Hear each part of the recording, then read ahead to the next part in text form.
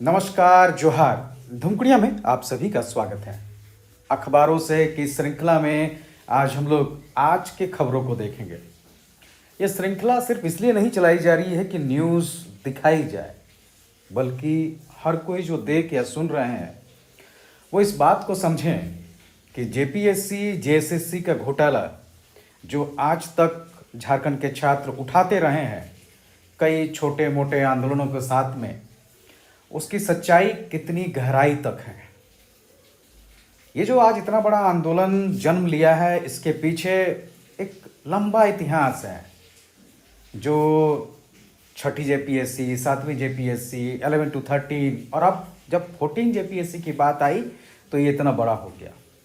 JSSC के exam भी जो है लगातार आंदोलनों के साथ हुए हैं।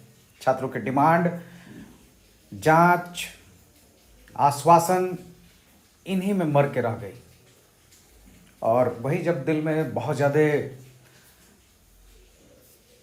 गुबार भरा रहता है तो अचानक वो फूट के ज्वालामुखी की तरह बाहर आया, और यही वो आंदोलन है। इसलिए इसको आज के परिप्रेक्ष्य में देखने की ज़रूरत नहीं है, बल्कि इसके ऐतिहासिक परिप्रेक्ष्य को साथ में लेकर देखने की ज़रूरत है। और जो अखबारों में आ रहे हैं, बात सिर्फ वहीं तक सीमित नहीं है। कई दूसरे मीडिया चैनल्स या कहें तो सोशल मीडिया में कई दूसरी बातें भी चल रही हैं, लेकिन उनकी पुष्टि कितनी की जा सकती है और कितनी नहीं की जा सकती है, उस पर शंकाएं होती हैं। इसलिए अखबारों से ये जानकारियां आप तक पहुंचाई जाती हैं ताकि आप इसकी गंभीरता को समझें। हम लोगों ने इन आंदोलनों को देखा है, झेला है और जिया है, तो इसके दर्द को उतना ही ज़्यादा महसूस कर पाते हैं। जो पहला न्यूज है, जेपीएससी मामले में 3 अभ्यर्थी समेत 5 गिरफ्तार हुए। इसके बारे में डिटेल आपको कौन कौन गिरफ्तार हुए हैं वो भी ज़रूर देखना चाहिए। लगातार गिरफ्तारियां हो रही हैं, लेकिन सबसे बड़ा सवाल ये रहेगा कि इन गिरफ्तारियों को क्या सज़ा के अंजाम तक पहुंचाया जा सकता है।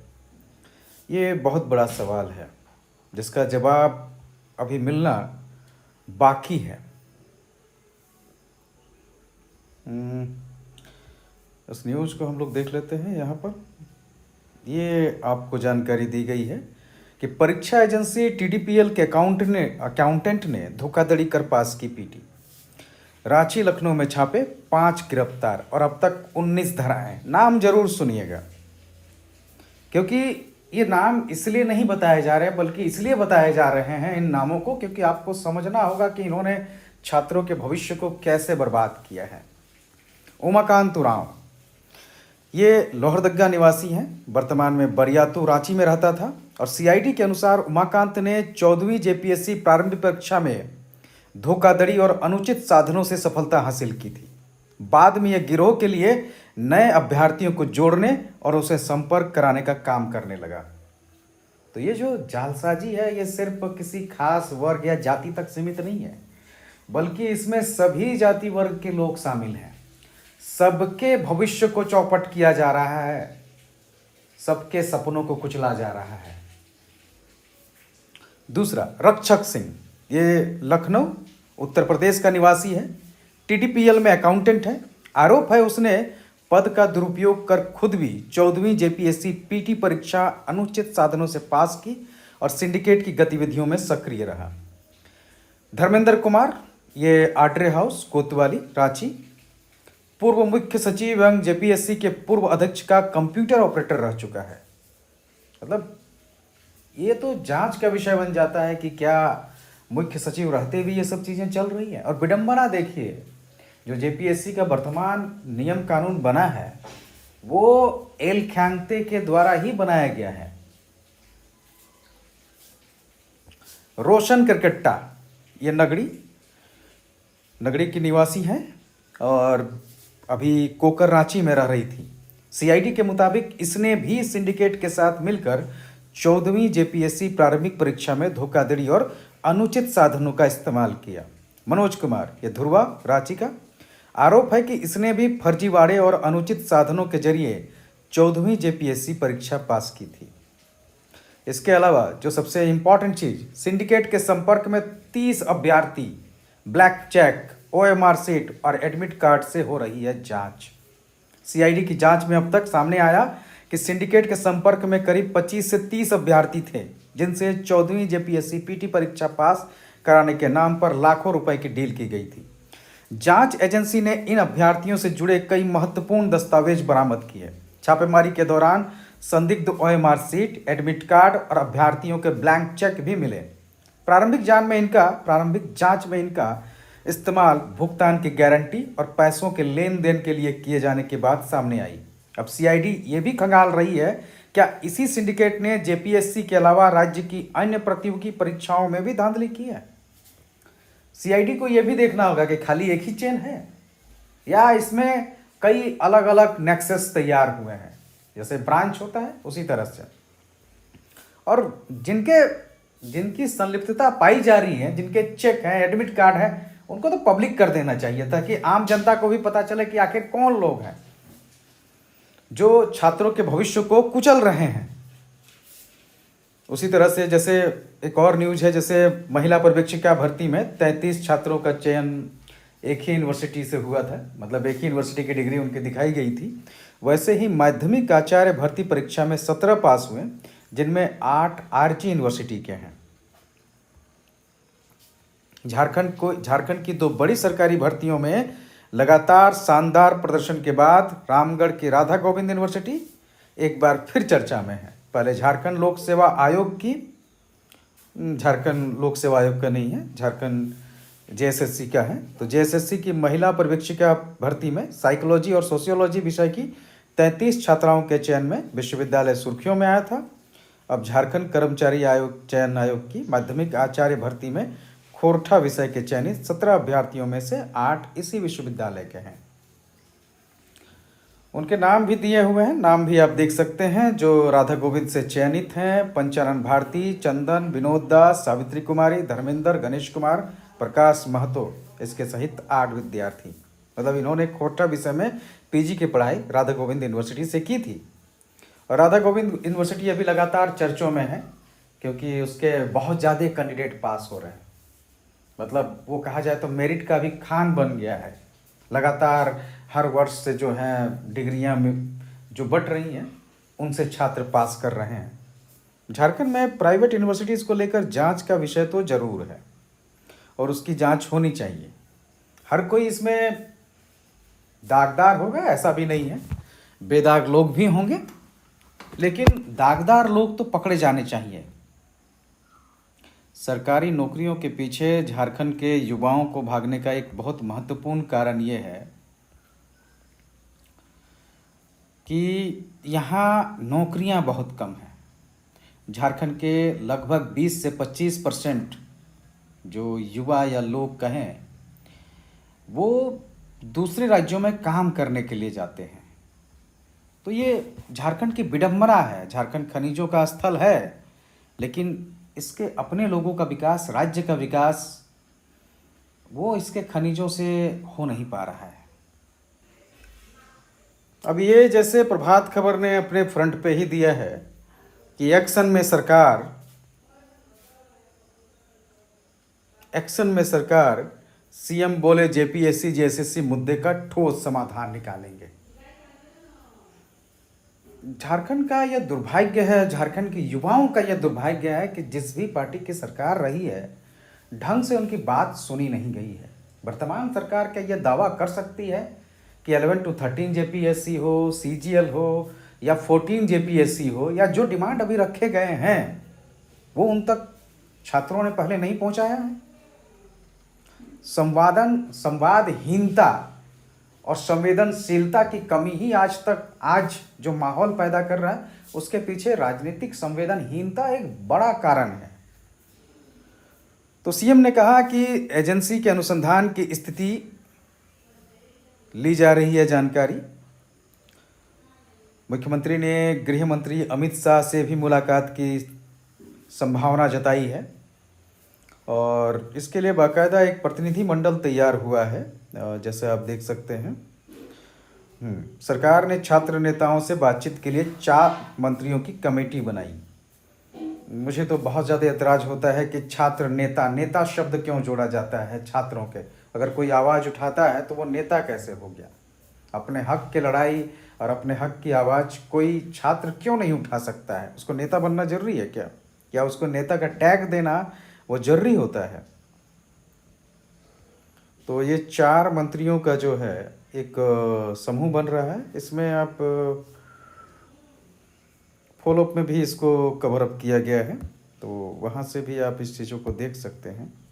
बॉलीवुड से भी अब इसको ये मिल रहा है सपोर्ट। पीयूष मिश्रा रांची आएंगे, बॉलीवुड के एक्टर।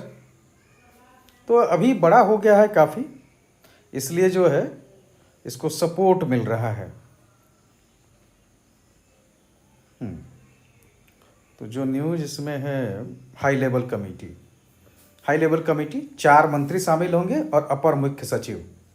तो 4 मंत्रियों में ग्रामीण विकास मंत्री झारखंड की दीपिका पांडे सिंह, उसके बाद उच्च शिक्षा मंत्री सुदीप्त कुमार सोनू, समाज कल्याण मंत्री चमरा लेंडा और आरजेडी की तरफ से श्रम मंत्री संजय प्रसाद जो हैं कमेटी में रहेंगे।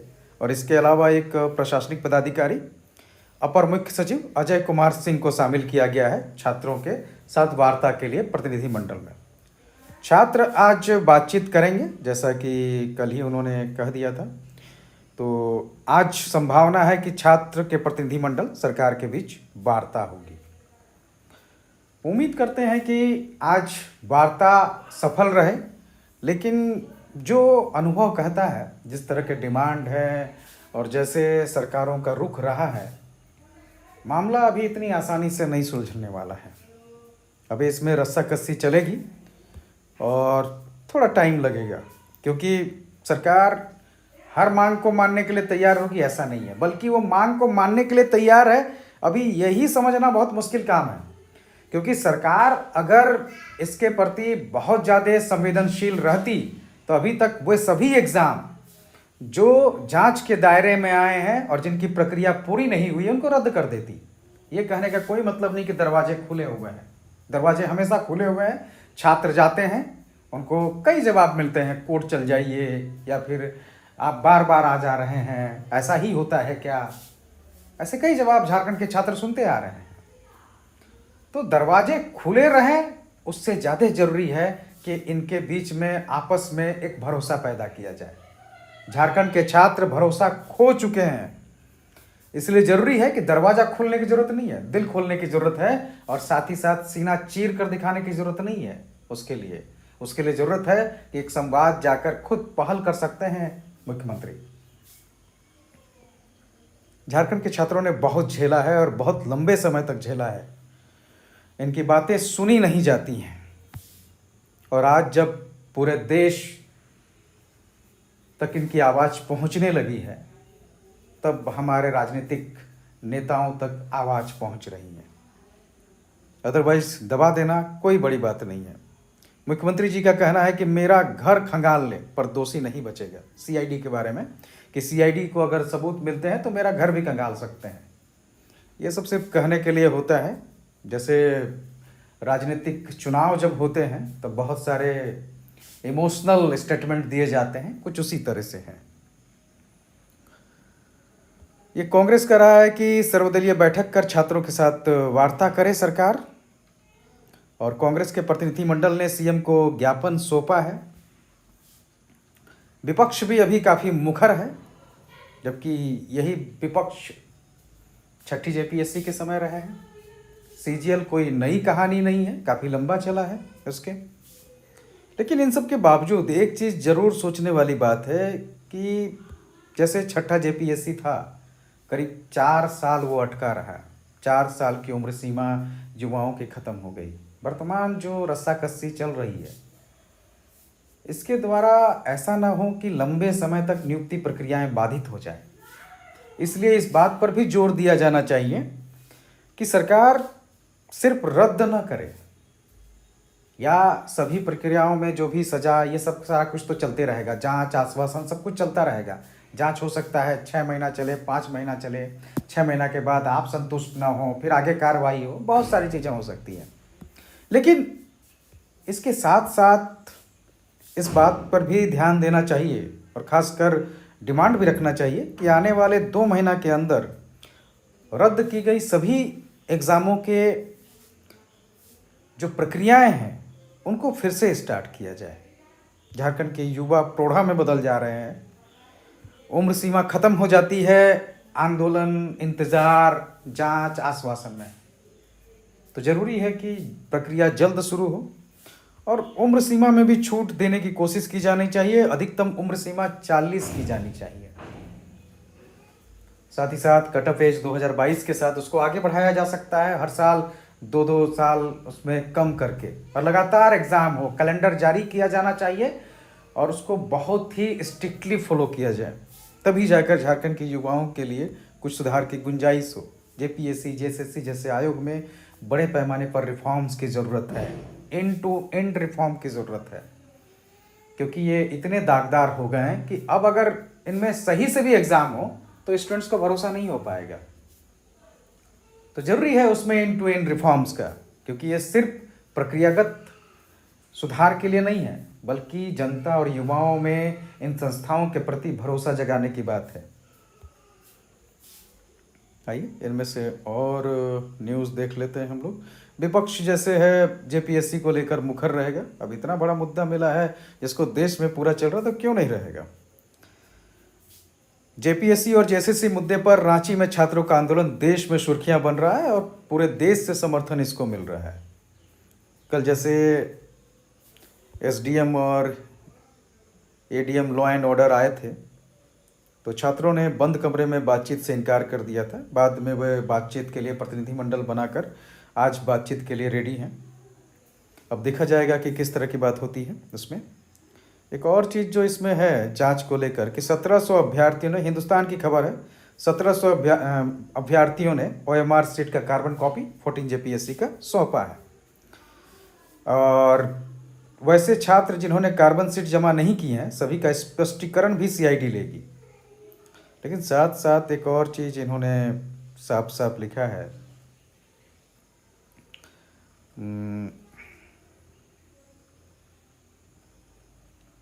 सफल अभ्यर्थियों की ओएमआर सीट और उनके पास से मिली कार्बन ओएमआर सीट की एफएसएल जांच कराएगी। इसके अलावा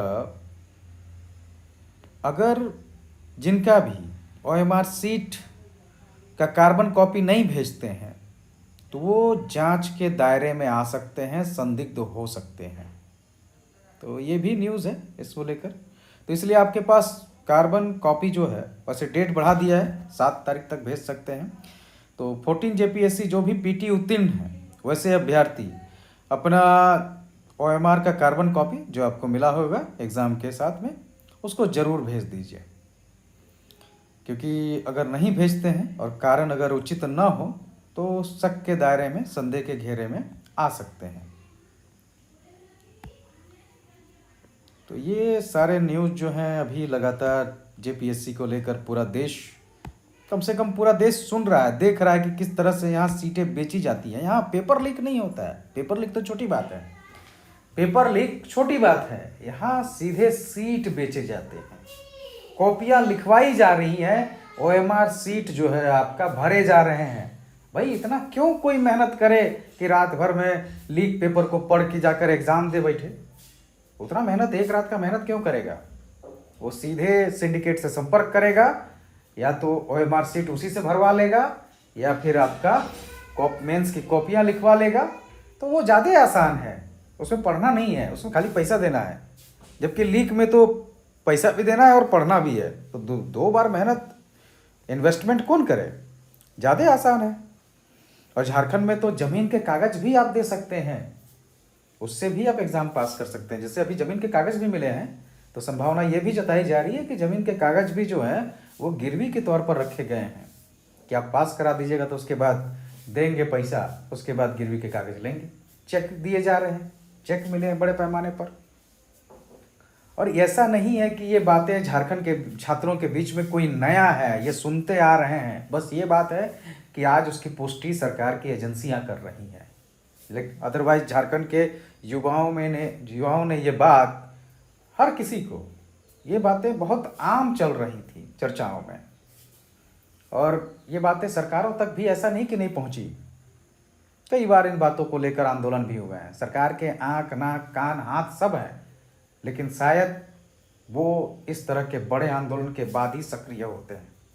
उससे पहले वो हाथ नाक कान और हाथ जो है वो पूरी तरह से निष्क्रिय रहते हैं, या फिर हो सकता है बंधे हुए रहते हों। बारिश में भी युवाओं ने तिरंगा रैली निकाली थी। झारखंड के युवाओं ने आज एक मिसाल पेश कर दिया है पूरे देश के सामने। इतना अनुशासित और एक तरह से कहा जाए तो इतने डिसिप्लिन में और इतने साधारण तरीके से, जिसमें कोई ग्लैमर नहीं है, किसी तरह की गाली नहीं है, ना कोई इसमें हुड़दंग करने वाला छात्र है, ना कोई गलत बोलने वाला छात्र है, ना यहाँ पर आप जेपीएससी का शॉर्टकट पूछ सकते हैं, वो आपको पूरा डिटेल बता देगा। और ऐसे छात्र जो है पूरे देश के सामने आंदोलन की एक मिसाल पेश कर रहे हैं। ये छात्र नेता नहीं है, ना छात्र, इनको राजनीति से कोई मतलब है, इनको मतलब सिर्फ अपने हक से है जिसको बरसों बरस से छीना जा रहा था। तो इन्होंने अपनी आवाज देश के प्रति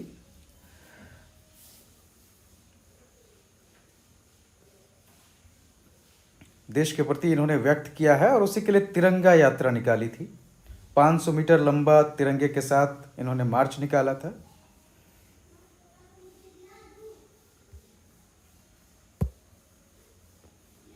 ये सारा जो है, बाकी देखा जाता है जैसे सत्ता पक्ष और विपक्ष में जेपीएससी जेएसएससी पर आर पार की तैयारी है।